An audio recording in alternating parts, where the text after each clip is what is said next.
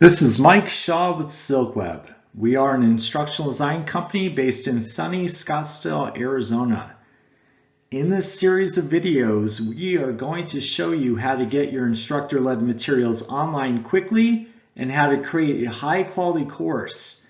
In this video, we will start with the course map, which is probably the most important step in the process.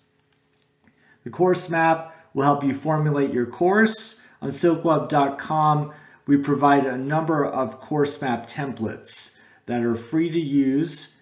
Let's take a look at one example. Here you can see we start the map out with the course description and objectives. We put them on top so you can refer back to them as you develop the map. Below that is the course schedule. The course schedule should align with the weeks in your course. So a 16-week course would contain 16 modules. This should also mirror what is in your syllabus. Each module in the map contains a number of content items, including an overview, a checklist, readings, lecture, discussions, assignments, and a quiz. The first of these items in the map is the overview. The overview gives you a chance to communicate important information like the topics and objectives covered during a given week and possibly due dates and other details you would like learners to keep in mind as they work through the module. A key design principle is to provide as many details as you can within the course to reduce learner confusion and questions.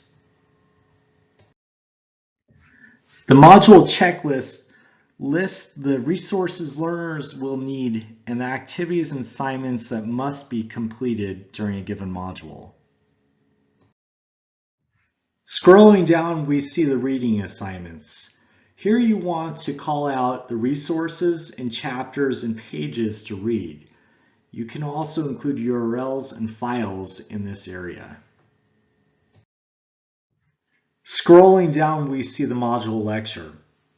There are many different ways to build a lecture. You can use a video, a PowerPoint, an audio recording, or even a tool like Zoom to host a live meeting with the class. Just be sure to explain what the lecture is, how learners can open it, and when it should be completed. Scrolling down, we have a class introduction board that can be used essentially as a meet and greet during the first week of class. This acts as a discussion board. Below the meet and greet, we have a discussion item. Here you'll see that we provide lots of details to help learners through the activity. The instructions tell students what they'll need to complete, how they'll complete it, where they will do it, and when it is due. You'll see that we use the same approach for all activities in the map. The discussion prompt is probably the thing that instructors find most challenging.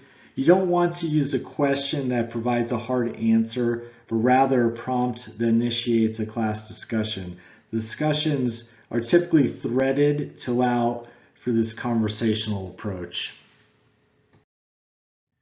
Scrolling down, we see assignments. Again, with assignments, you want to provide the what, when, how, and where information. You need to include every detail learners must have to successfully complete the activity.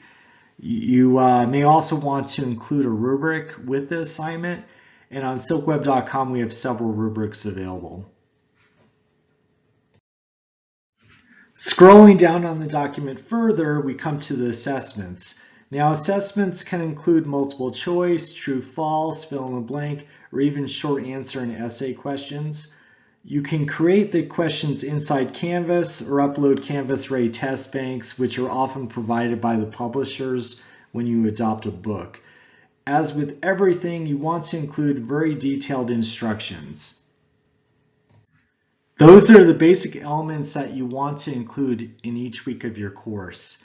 In the following videos, we're going to go through how to input these into Canvas.